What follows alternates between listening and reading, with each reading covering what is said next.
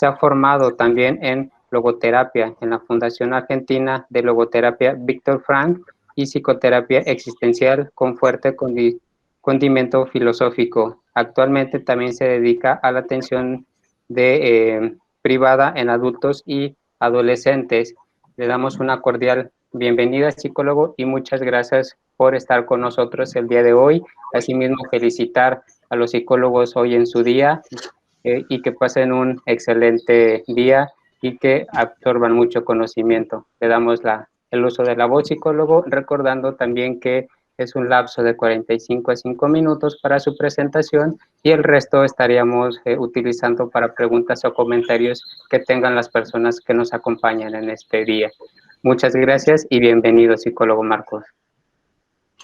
Muchas gracias y bueno, feliz día para todos los nuevos psicólogos y los futuros psicólogos allá por México. Así que quisiera empezar poniendo un poco de atención en esto que estamos haciendo ahora, que es una jornada internacional que nos permite tanto a los expositores hablar y desarrollar nuestras ideas, como a los estudiantes y a los recién recibidos poder encontrarse con conceptos nuevos, con teorías desconocidas y con temáticas que de repente no se cruzaron durante la carrera. Creo que esta es la mejor cara de la pandemia, que nos obligó a darnos cuenta que estamos todos bastante más cerca de lo que nos creíamos. Nos forzó de alguna forma a conectarnos con personas de distintas partes del mundo y entender que podían enseñarnos algo y podían colaborar. Bueno, yo acá desde Argentina, hablándoles una mañana temprano sobre el suicidio. Así que linda forma de arrancar la mañana para todos. Pero más allá de estar conectados virtualmente, quiero remarcar la importancia de la formación constante y aún más de la curiosidad, de darle rienda a la curiosidad y bueno, al deseo de conocer y de aprender. Y si no tuviesen interés por la temática, bueno, no sé qué hacen acá. Pero de repente no tienen interés por esta temática puntual, sino más bien por la clínica en sí. Y si bien voy a hablar de la clínica como el espacio donde se da la temática de la charla, mi intención es ir un poco más profundo. Sería hacia los océanos de la subjetividad del psicoterapeuta. Es poco el tiempo para desarrollar este tema, que es muy complejo, pero aunque sea breve, la jornada es una gran herramienta. Tal vez vienen a la jornada con una pregunta puntual o buscando orientación, queriendo ver si algo les despierta la curiosidad o el deseo. Y posiblemente puedan tropezarse con aquello en lo que quieren formarse. En estos tiempos que corren, tiempos de conectividad, con todo lo que ha pasado en el mundo, nos hemos dado cuenta que compartimos muchos de los mismos problemas y hasta los mismos miedos. Esta jornada que va de frente hacia los miedos que tenemos como psicólogos o futuros psicólogos es un gran espacio para darle profundidad conceptual a estos miedos. Y hoy yo vengo a hablar del miedo número 1 para la mayor parte de los psicólogos, o al menos los psicólogos clínicos. ¿Se escucha bien, no? ¿Todos están escuchando? Se escucha muy bien, psicólogo. Buenísimo. Bueno, si nos remontamos a las estadísticas de la Organización Mundial de la Salud, podrán saber que alrededor de 1 millón de personas se suicida al año en el mundo, que es bastante. Ya veremos qué dicen las estadísticas de los años 2020 y 2021, pero todo parecería indicar que los números han subido y que van a seguir subiendo. Esta es la peor cara de la pandemia, que nos han llevado a una aceleración en la cantidad de casos de depresión y suicidios. Entonces, hablar de suicidio. hablar del impacto que significa y de todo lo que se pone en juego ante la misma idea del suicidio. El mundo ya antes de la pandemia venía llenándose cada vez más de depresión y de melancolía, por lo que cada vez más habrá necesidad de profesionales de la salud mental. Cada época tiene su patología dominante. Nuestra época es la época de la depresión. Pero dejo algo en claro. Hablar del suicidio no lo invoca. Y lo repito para que quede claro. Hablar del suicidio no lo invoca. Pero es un tema delicado y hay que ser cuidadosos. Pero de ninguna forma debemos permitir que se siga pensando como un tabú. El tabú hace que se mantenga en secreto y que no tengamos la oportunidad de trabajar con el paciente deprimido. Esto colabora al desamparo de muchísimas personas y a la muerte de muchas otras. Entonces, debemos pensar a la patología mental como igual de real que la patología biológica, porque lo es. Y esto es algo en lo que todos podemos trabajar. Pero hay un gran descuido a nivel social y hasta cultural en lo que tiene que ver con la salud mental. De ahí que sea tan importante mantener la formación siempre en pie. Y es tan importante que estén acá ahora. Pero habrán visto que el título que le puse a esta ponencia no es el psicoterapeuta frente al suicidio del paciente. Y no era mi intención realizar ninguna picardía del lenguaje. Más bien es porque quería centrarme en lo personal del psicoterapeuta y no del paciente. Entonces no está de más aclarar que no voy a hablar del suicidio desde un enfoque sociológico, que de eso ya se ocupó Durkheim y lo hizo dentro de todo bien. Tienen el texto ese, que es un clásico del tema, por si les interesa. Tampoco voy a hablar de la humanidad, ya que eso nos alejaría mucho de lo concreto, de lo fenomenológico. Podríamos hablar del suicidio, por ejemplo, en el reino animal, donde parece que hay ciertos animales que se suicidan. Pero nos es ajeno el sufrimiento que pueden estar experimentando los animales. No compartimos lenguaje, y el lenguaje es la clave. Entonces podremos hablar de dolor, pero no de sufrimiento.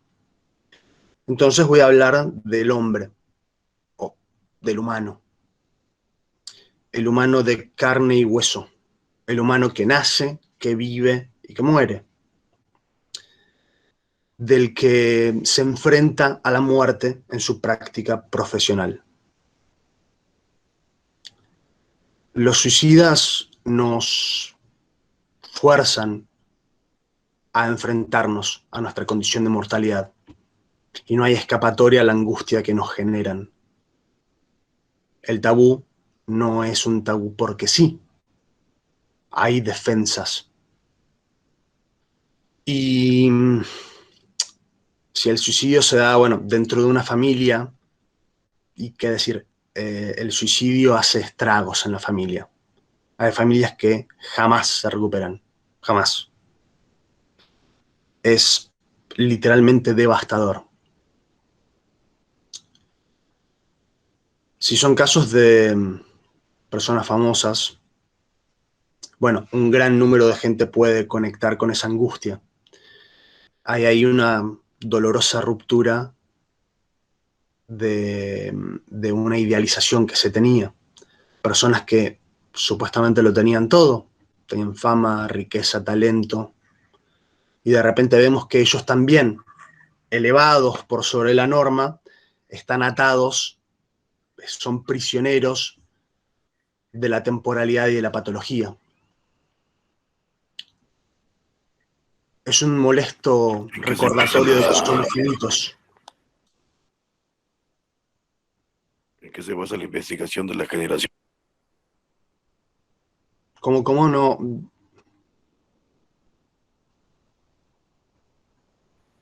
Usted dice que es una generación deprimida. ¿En qué se basa?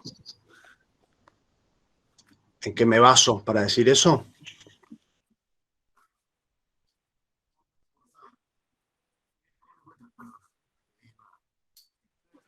Psicólogo, se apagó su micrófono.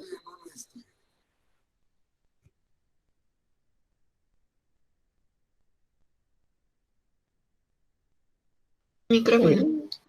Psicólogo, su micrófono está apagado.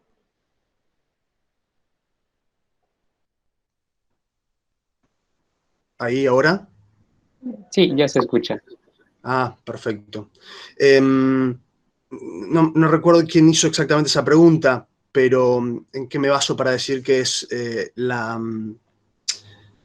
la patología predominante es la depresión? Y podemos verlo desde varios aspectos. Uno desde la cantidad de casos, el grosso de los diagnósticos. Otra puede ser la predominancia de la farmacología para tratar esas patologías. Entonces, nunca antes se había consumido tanto antidepresivo en el mundo como ahora. Y de hecho, sigue subiendo el número. Y ahora pronto voy a hablar sobre una idea que me surgió ayer mismo. Ahora, seguramente cada uno de ustedes puede evocar el recuerdo de algún artista que se suicidó, al menos de forma directa o indirecta. Pero, ¿por qué estoy hablándoles de esto ahora? ¿Por qué es tan importante este tema? Aparte de que sea un gran miedo para los psicólogos clínicos. Es importante porque es una pregunta que va al centro, que va al corazón de la humanidad.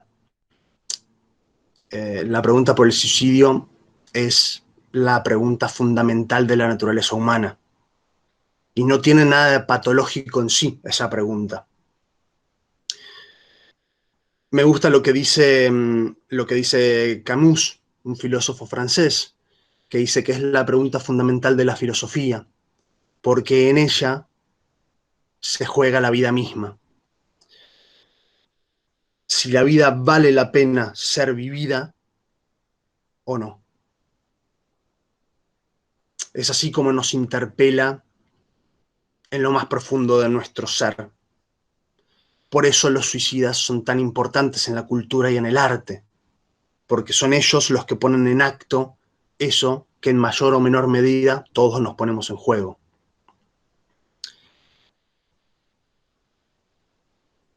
Ahora, durante estos días estuve pensando en por qué elegí el tema.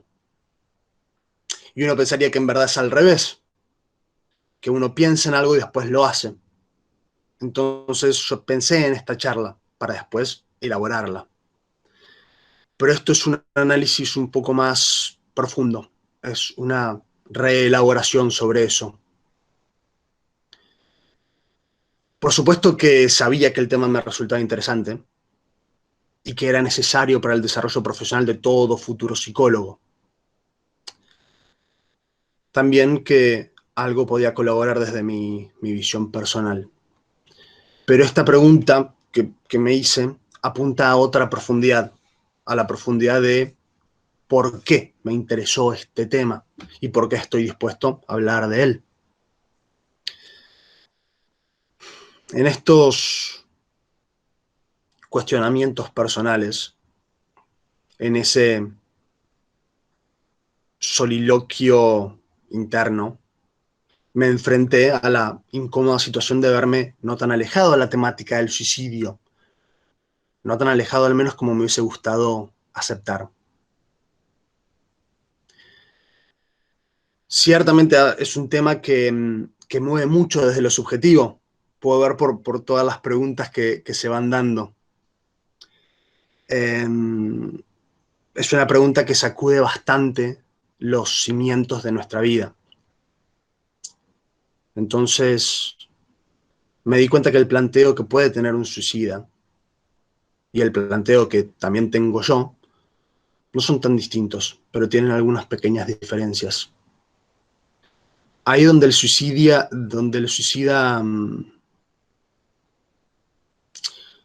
puede plantearse ciertas preguntas, ciertas razones para querer llevar a cabo el acto.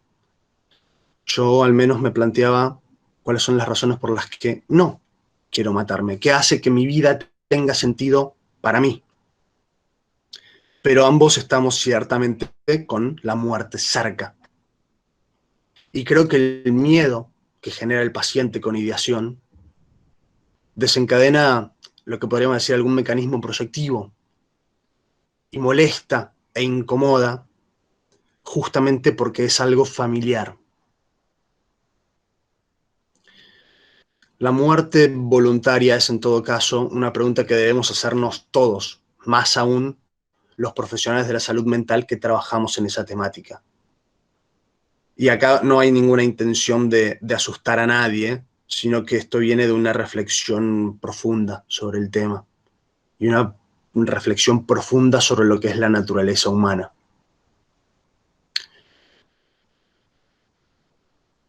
Es una batalla en el corazón de cada uno, una lucha que se escenifica constantemente en el arte, la vida contra la muerte. Y luchando en ese campo de batalla es que nosotros podemos ayudar a pacientes con ideación suicida para que puedan ellos también luchar la suya, junto obviamente con el terapeuta. Ahora, ayer mismo tuve la suerte de presenciar la ponencia de un psicólogo psicoanalista italiano llamado Massimo Recalcati. Massimo con doble S, para los que quieran buscarlo. Se los recomiendo, y particularmente un libro suyo que se llama El complejo de Telémaco, que creo que da en el clavo en muchos aspectos. Ahora, ayer habló sobre trastornos de borde, trastornos entre lo que sería neurosis y psicosis. Y se discutió mucho sobre depresión y sobre la melancolía, que podríamos decir que es la depresión psicótica.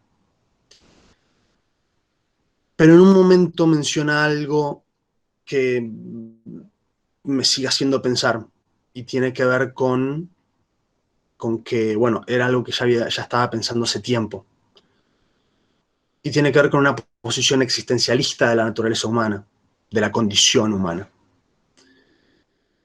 Y dice que nuestra condición como humanos es una condición melancólica, entendiéndose por ello una condición de objeto sin sentido al momento de llegar al mundo. Por lo tanto, la vida no tiene un sentido constitucional, un sentido inherente. Y es a través de la construcción de la subjetividad que podemos, en un interjuego entre el lenguaje y la presencia del otro, armar algo, llegar a ser. Tiene obviamente una lectura muy psicoanalítica, Recalcati, así que les doy más bien la versión filosófica. Podríamos decir lo que se denomina el nihilismo positivo. La vida no tiene sentido. Y si nos quedamos en ese nihilismo crudo, digamos, entonces nada tiene sentido, nada importa. Pero desde el nihilismo positivo, que es donde al menos me paro yo, decimos, la vida no tiene sentido. Entonces es responsabilidad nuestra crear sentido. Y defiendo que somos creadores de sentido. Ahora, la pregunta por el sentido es fundamental. Les comento una idea que tengo. Hay a través de la historia de la humanidad lo que podríamos llamar 3 heridas narcisistas. Son descubrimientos que atentan en contra de la idea del humano como un ser superior. La primera viene de Galileo, diciendo que el Sol no gira en torno a la Tierra. No somos el centro del universo, no somos el centro de la creación, como la religión decía. La segunda herida narcisista, Darwin. Somos animales como todos los otros. Venimos de un ancestro en común del mono. No somos una especie divina, sino que estamos atados a las mismas leyes de la naturaleza que todo ser vivo. Tercera herida, Freud.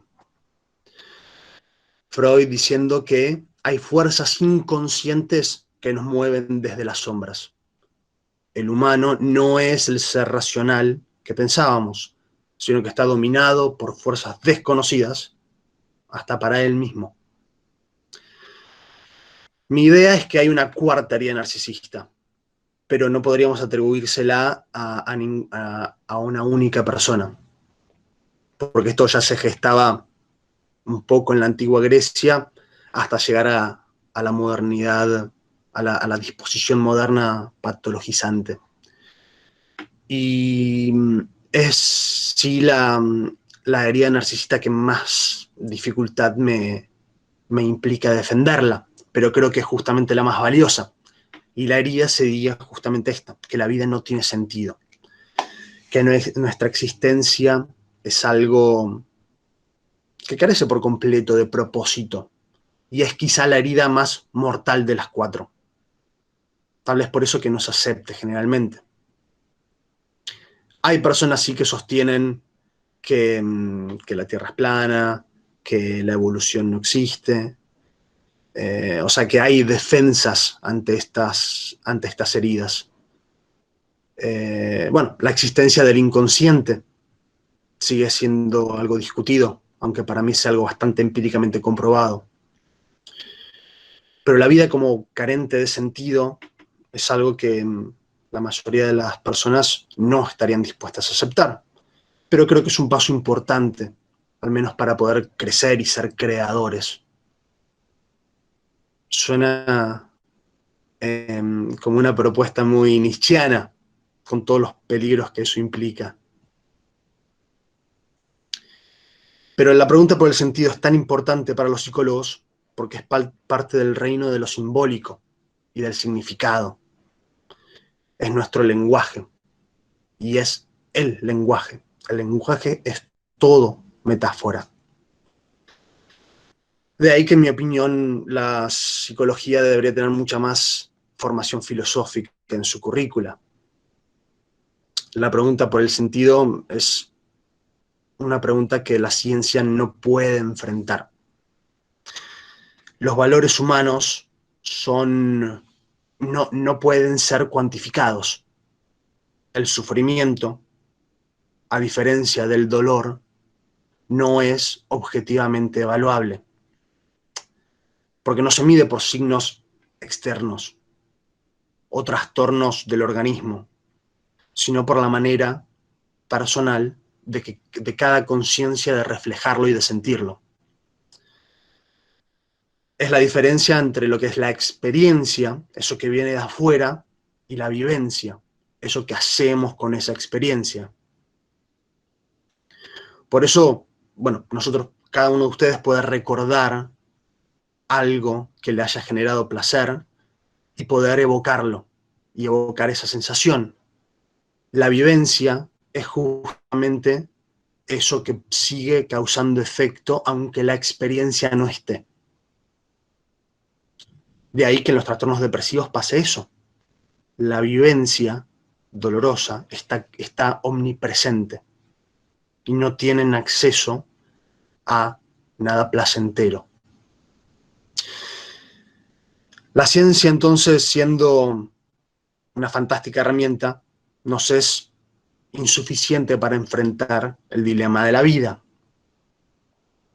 Me gusta usar un buen ejemplo para esto, que se encuentra en un gran libro, un libro triste, pero fantástico de cualquier forma, que se llama Del sentimiento trágico de la vida, de Miguel de Unamuno, donde dice algo más o menos así.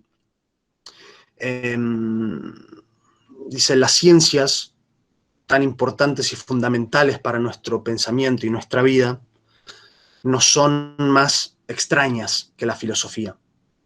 Cumplen un rol objetivo, o sea que es un rol externo a nosotros. Dice, si no me equivoco, que son a fin de cuentas algo de economía. Entonces, los descubrimientos de la ciencia, los desarrollos tecnológicos, como los que ahora nos permiten poder comunicarnos, nos sirven para algo.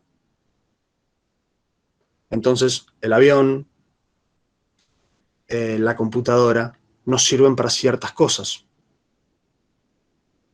El teléfono me sirve para poder comunicarme con mi amada a la distancia. Pero ella, ¿para qué me sirve? Me tomo un tren para ir a ver una ópera. Entonces pregunto, ¿cuál es más útil? ¿El tren o la ópera? Escucho una ponencia a través de Google Meet. ¿Y qué me sirve más? ¿La Google Meet o el pensar? Bueno, eso Unamuno no lo dijo, pero se entiende. Es un gran libro para cualquiera que quiera entristecerse un poco y pensar mucho. Ahora, no sé si hay alguna disciplina que requiera tanto bagaje de cultura general como la psicología. Un ingeniero puede trabajar sin problemas, sin conocimiento alguno sobre ética o política. Un dentista no necesita saber nada de arte o literatura. Un abogado puede trabajar perfectamente sin saber nada de moral. Y bueno, ni hablemos de los políticos. Pero en la psicología nos encontramos con que el arte nos enseña muchísimo. Trabajamos con lo humano y nada de lo humano debería sernos ajeno. Los mismos pacientes nos enseñan muchísimo sobre lo que hacen, sobre su disciplina. ¿Quieren leer un gran psicólogo? Lean a Dostoyevsky. ¿Quieren saber lo que es la lucha con el padre y la enajenación de los vínculos? Lean a Kafka. ¿Quieren saber del conflicto humano? Bueno, mitología griega. El mismo filósofo Camus, el filósofo francés que mencioné al principio, toma un personaje de la mitología griega para desarrollar su filosofía del absurdo. Entonces, Sísifo, el personaje, tuvo el atrevimiento de querer engañar a la muerte. Y lo hizo, pero los dioses lo descubren y lo castigan. Su condena fue empujar una piedra pesada hasta la cima de una montaña durante el día. Llegaba el fin del día y cuando exhausto llegaba a la cima, tenía que ver cómo esa piedra rodaba para abajo, para comenzar nuevamente, día tras día, por toda la eternidad. Entonces, los griegos entendieron lo cruel del trabajo sin sentido, del trabajo sin propósito. Entonces, hace más de 2500 años que ya se escribía sobre algo que sufrimos hoy en día. Esto es algo propio de la condición humana. Pero Camus termina su ensayo sobre el suicidio, que se llama justamente El mito de Sísifo, sosteniendo que debemos imaginarnos a Sísifo contento, creando él mismo un sentido para su absurda tarea. Bueno, el mismo Freud toma a los griegos para desarrollar mucho de su teoría del inconsciente. el complejo de Edipo es una reformulación de un mito griego con fines prácticos de representación del modelo psicoanalítico inconsciente. ¿Quieren aprender más sobre suicidio? Lean una novela corta que se llama Los suicidas, de Antonio Di Benedetto, que es un novelista argentino. Entonces, por estas razones necesitamos nutrirnos de muchísimas disciplinas. Porque todo nos habla de lo humano. Otro ejemplo. Un cuento corto que se llama Also sprach el señor Núñez. Also sprach es así habló en alemán. Escrito por Abelardo Castillo. Es un cuento corto que da un buen golpe. Trata sobre un oficinista que un día llega a su oficina y le dice a sus compañeros: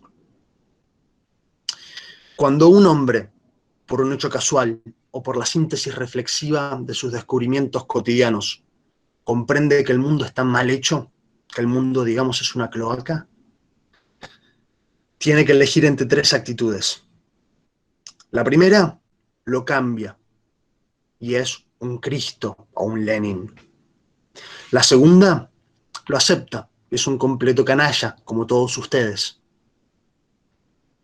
O la tercera, se mata. Y dice el texto: señores míos, vengo a convencerles de que demos el ejemplo y nos matemos de inmediato. Así que es un cuentito fuerte. Da un muy buen golpe para cualquiera que quiera leerlo. Ahora, ¿por qué les cuento todo esto? Porque todo gira en torno al sentido, en torno a lo que hacemos con nuestra vida. Este es el mismo planteo que se hace el suicida. Y ciertamente el suicidio está dentro del terreno del paradigma de la complejidad. Al menos a mí me resulta muy problemático pensarlo en términos de causalidad. Causalidad en torno a esto causa aquello. Porque la gente se suicida por un sinfín de razones. Por soledad, enfermedad, porque son muy pobres, porque son muy ricos, por amor, por falta de amor, por obediencia, como en los cultos suicidas, por pertenencia, por desesperación, religión, ideología. Entonces necesitamos comprender la complejidad de la experiencia humana. Ahora, no todos los suicidios, por ejemplo, son patológicos. Pensemos en el Japón medieval, donde los guerreros se suicidaban, si no me equivoco se llama seppuku, por honor, después de perder una batalla. Y eso no podríamos definirlo como algo patológico. Tiene que ver con una ideología, con una forma de experimentar algo. Pero bueno, esto va demostrando que el suicidio es un fenómeno de una complejidad muy singular. Y está irremediablemente atado a la subjetividad del paciente. Ahora, podemos hacer la siguiente hipótesis. Los que optan por suicidarse son personas que han perdido su imagen, que ya no pueden reconocerse en nada. Personas que han perdido la posibilidad de darle dignidad y valor a la vida, sin chances de humanizarla, sin chances de realizar algo con su vida. Las razones pueden ser varias. y doy un ejemplo. En los fines de los años 90, en Japón, hubo una importante crisis económica que llevó a un gran aumento en los números de suicidios, que eran generalmente de hombres por encima de los 50 años que se tiraban al tren cuando el tren estaba entrando a la estación. Entonces, las compañías de trenes de Tokio optaron por pedirle consejo a psicólogos para ver qué se podía hacer. Y así fue como se instalaron lo que se llamaron los espejos antisuicidio. La idea era que un shock del narcisismo debería servir para contrarrestar el sentimiento depresivo. Esto, no está de más decirlo, no funcionó para nada. Era de una literalidad e ingenuidad muy marcada. La imagen en el espejo, al menos la imagen que tenemos de nosotros mismos, no es lo que el espejo nos devuelve. El verdadero espejo, la verdadera imagen de nosotros mismos no está ahí. Está en el cuerpo social, está en las personas que amamos, en cómo somos valorados, en nuestros vínculos, en nuestros valores, en la forma en que tenemos de vernos a nosotros mismos. Ahora, el psicoterapeuta es una forma de espejo. Es como una especie de espejo funcional que va cambiando de forma para dar distintos reflejos. Y que el profesional debe ir cambiando, debe ir modificando a la medida del paciente para que pueda ir reconstruyéndose dentro de un ambiente controlado como lo es la terapia. Y si esto suena artístico, es porque en parte lo es. La terapia es un arte y es algo artesanal. Sí tenemos formas de encarar y de entender, pero siempre se va a ir hacia lo puntual de ese vínculo de ese terapeuta con ese paciente. Entonces, la terapia es como un intermedio entre el arte y la ciencia, pero sin llegar a pertenecer a ninguno de los dos. Hay otra historia, que espero que estas historias sirvan para poder entender el concepto. Es una historia que a mí me gusta mucho para describir justamente esto. Y es una historia que cuenta Riccardo Piglia en su libro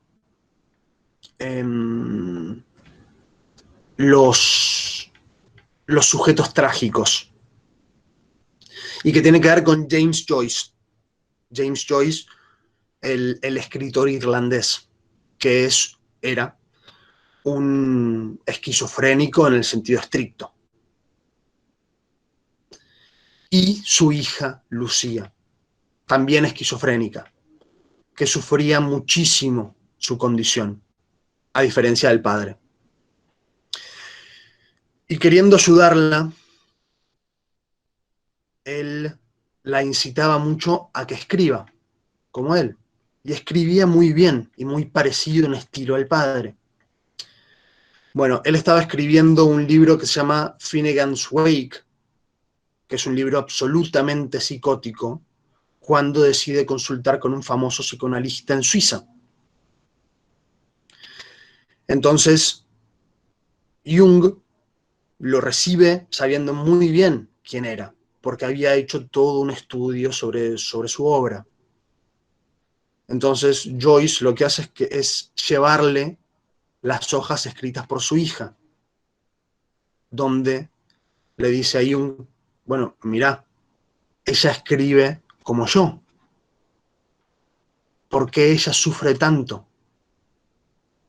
Y Jung le responde ahí donde vos nadás, ella se ahoga. Y me parece una forma fantástica de describir lo que es el artista. El artista que puede darle forma a su sufrimiento, a su dolor.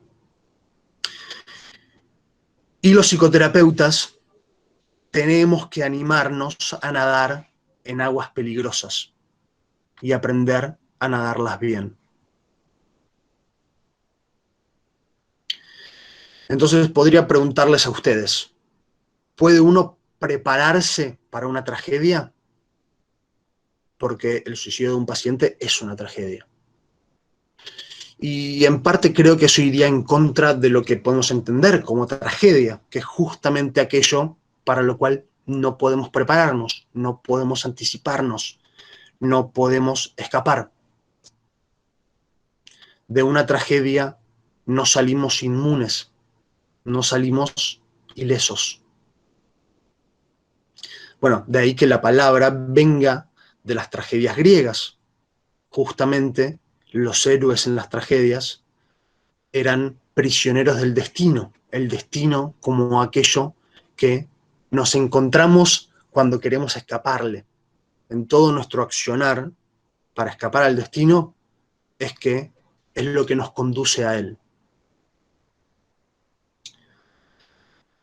Pero yo creo que hay una preparación posible y debemos trabajar en ese fortalecimiento psíquico, tanto en nuestros pacientes como en nosotros mismos. Y volviendo a las razones por las cuales quise hablar de esto, creo que ponerlo sobre la mesa es una forma de arrancar ese proceso de fortalecimiento. Que dar lugar a ese tema es esencial para luchar por la salud mental y por el espacio que la psicoterapia merece en la sociedad.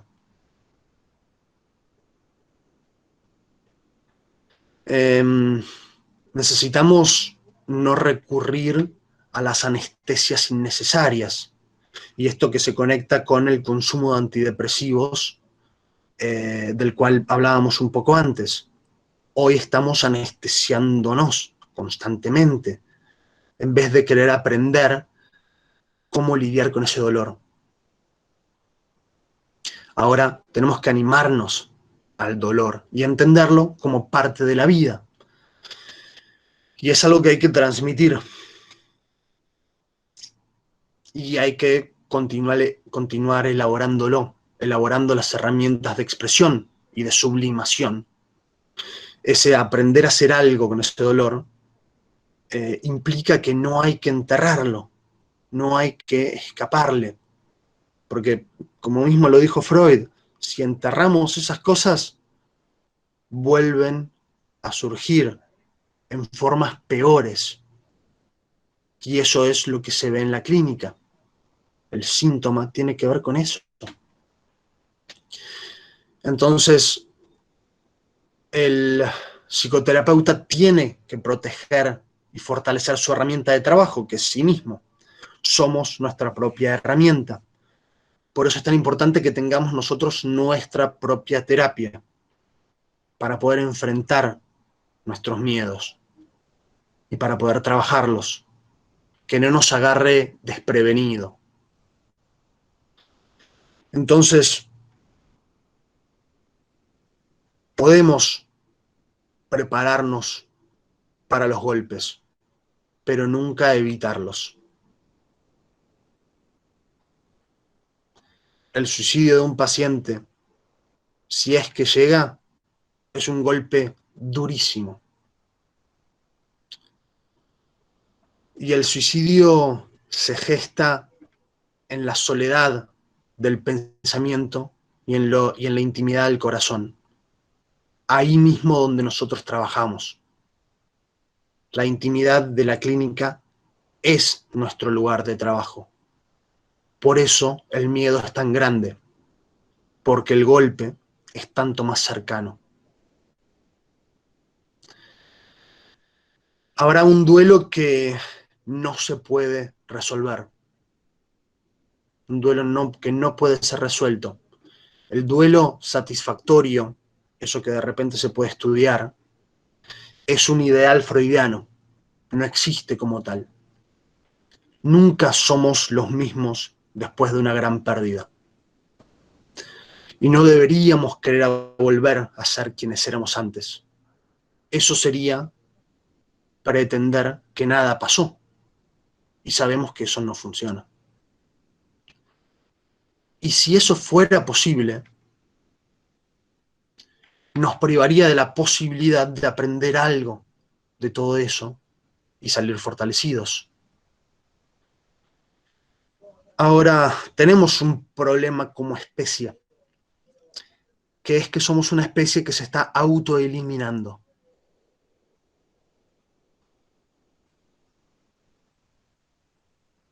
Sea a través del suicidio, sea a través de lo que estamos haciendo con el planeta, sea a través de la epidemia de depresión, la epidemia de obesidad, la epidemia de hambruna. Pero necesitamos poner mucho más de lo que entendemos por salud mental en juego. Tiene que ser algo importante y tenemos que defenderlo como tal. Necesitamos luchar por la palabra. La palabra cura. No estamos seguros por qué. Cada teoría psicológica tendrá su postura, pero la palabra cura. Ahora, bueno, vi que hay bastantes preguntas, perdón que no estuve pudiendo verlas porque justamente pasan muy rápido, con lo cual no llego a leerlas. Pero a ver, me gustaría escucharlos un poco ahora ustedes, como para estos 10 minutos poder, eh, bueno, que si se animan a hablar, mejor, pero poder escuchar qué es lo que piensan, a dónde los lleva todo esto. Muchas gracias, psicólogo, por su participación muy importante y muy enriquecedora esta ponencia. Previo a los minutos restantes vamos a dar la participación a unas 2 o 3 personas para hacer alguna pregunta en cuestión. Vi que Muy bien. alguien levantó la mano. Puede abrir su micrófono y hacer la pregunta. Ezequiel Mendoza y posteriormente Aldo Camacho. Sí, muchas gracias. Buenos días, psicólogo. Yo no sé, ahorita que con esto final que usted estaba mencionando de prepararnos, creo que todo podría generalizarse, o más que generalizarse, radica en la falta de educación en general, porque siempre que a una persona se le habla como de la muerte, el suicidio y esas cosas, siento que como que tendemos a asustarnos justamente porque no tenemos esa educación. Entonces creo que gran parte de los problemas en general, de la aceptación, del entendimiento que se pueda llegar a tener sobre el suicidio y demás, podría radicar en la educación, que se educaran más a las personas o que se llevara una formación, no sé, algo así. Bueno, en parte por eso estoy acá hablando sobre este tema. Es un tema que es importante, muy importante. Y es un tema al cual al menos todos en formación psicológica tenemos que perderle el miedo. Y en parte perderle el miedo tiene que ver con poder mirar para adentro y ver por qué está ese miedo en un primer lugar, qué es lo que moviliza en nosotros. De ahí que sea un tema de preparación individual. Sí podemos prepararnos eh, de forma grupal para poder encarar el problema, pero a fin de cuentas la clínica al menos es un trabajo solitario. Nos encontramos con un paciente, pero estamos solos. De ahí que sea importante los espacios de supervisión, el análisis propio, pero, pero va a pasar que cada uno de ustedes va a tener que enfrentar eso solo.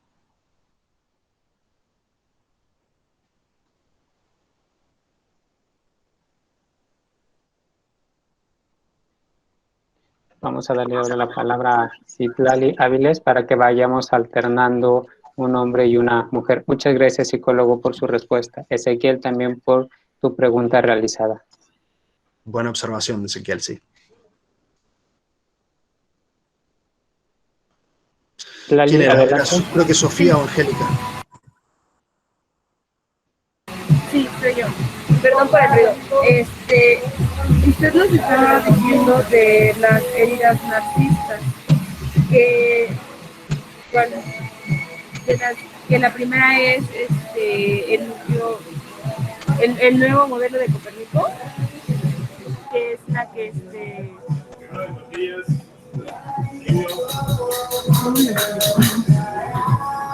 No se te escucha muy bien. Citlali, en el fondo se escucha más fuerte la música. No sé si puedes escribir tu Sí, pregunta lo para siento. dar contestación. ¿Ya me escuchan un poco mejor? Sí, un poco mejor, sí. Lo siento, es que estoy en el trabajo. No hay problema. Bueno,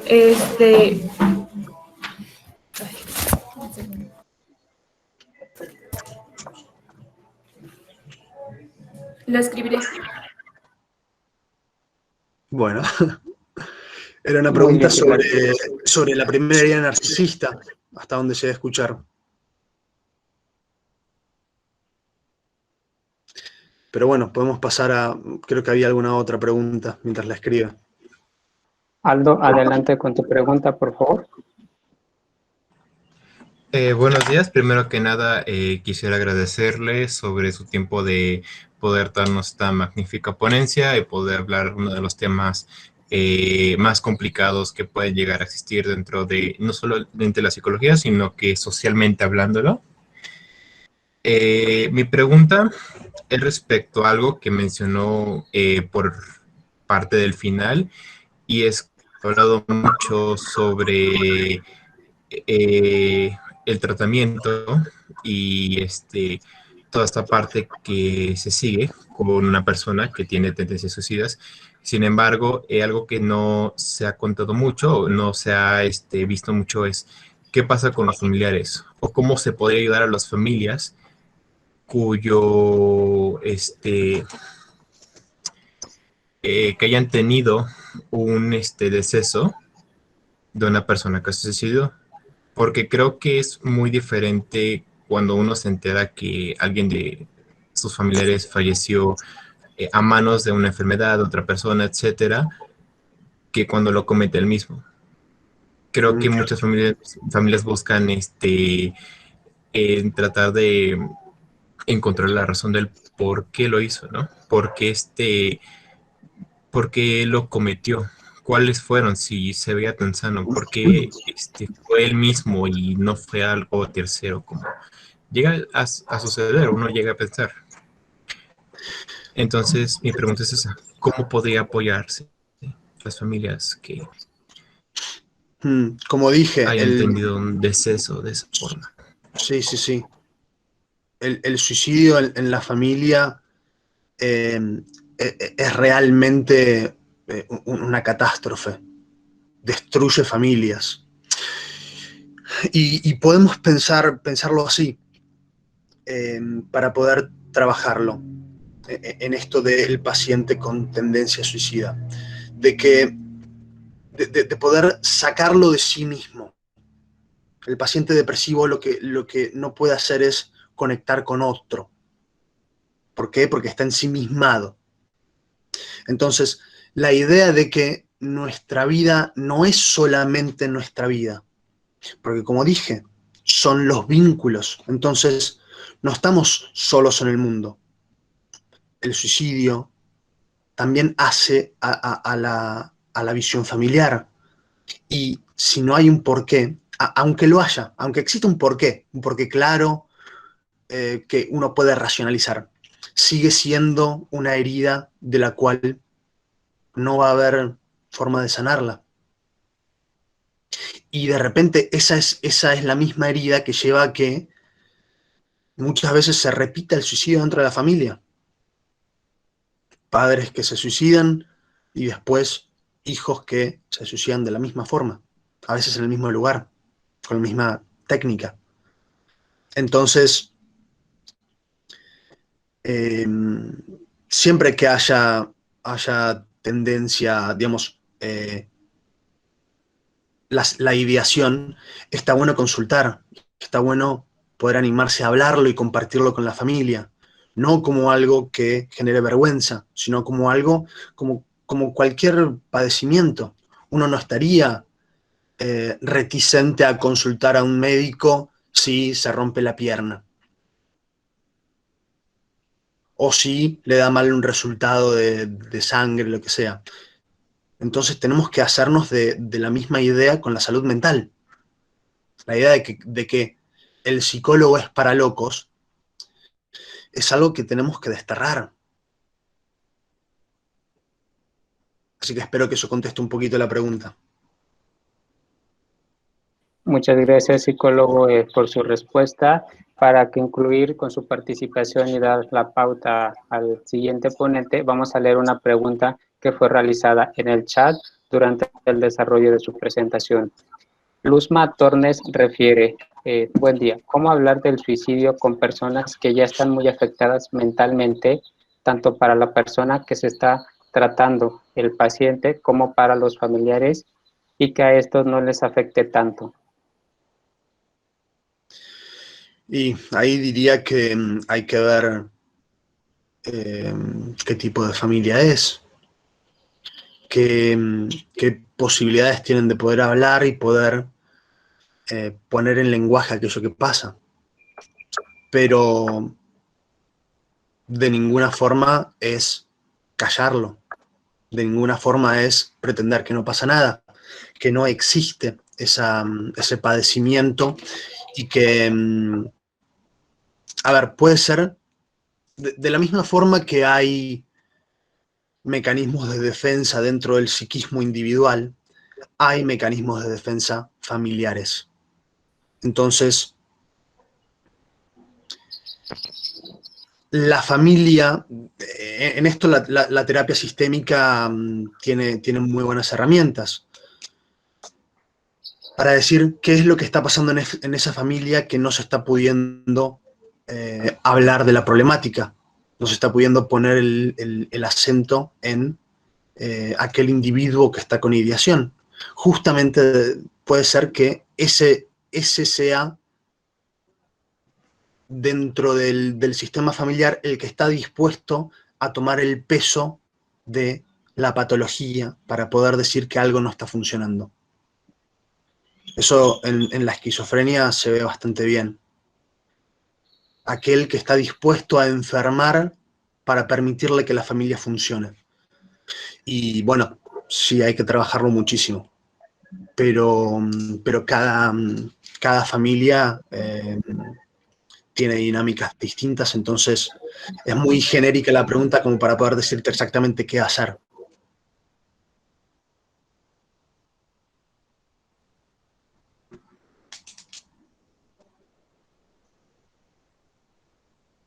¿Quién se anima a una última pregunta antes de que tengamos que pasar a la próxima ponencia? O ya estamos. Muchas gracias. Sí, psicólogo, muchas gracias por su participación el día de hoy. Asimismo, a las personas que se conectaron para la ponencia, vamos a presentar lo que son algunos medios de contacto suyo para que las personas aquí presentes puedan contactarlo.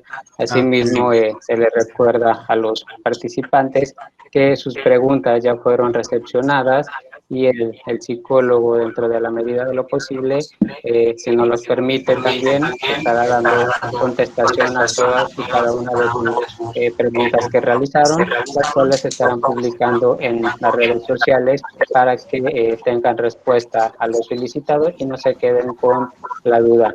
Psicólogo Marcos, agradecemos su participación tan exitosa y tan grandiosa el día de hoy. Esperamos y podamos tenerlo más seguido en los eventos próximos a realizar, y su reconocimiento se estaría enviando con posterioridad y reiterando su agradecimiento el día de hoy. Muchas gracias. Muchas gracias a ustedes y ojalá sigan aprovechando la jornada.